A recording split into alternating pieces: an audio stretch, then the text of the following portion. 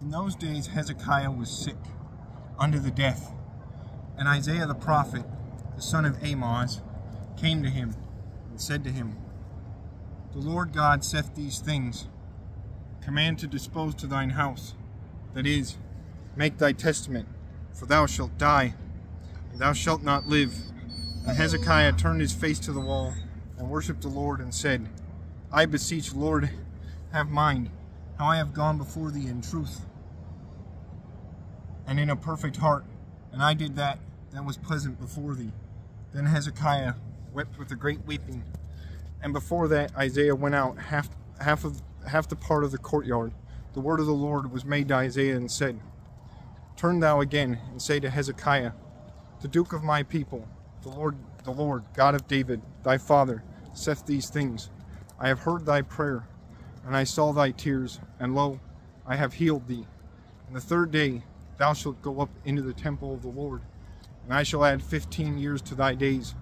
But also I shall deliver thee and this city from the hand of the king of Assyrians, and I shall defend this city for me, and for David my servant.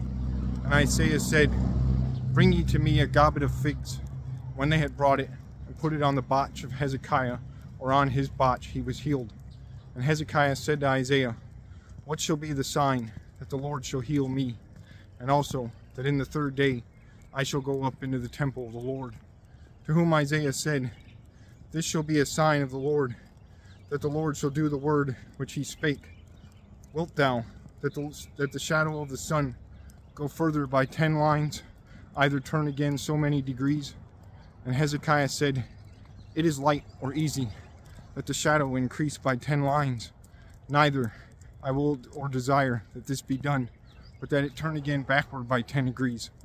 Then Isaiah the prophet called inwardly the Lord, and brought again backward by 10 degrees the shadow by the same lines by which it had gone down.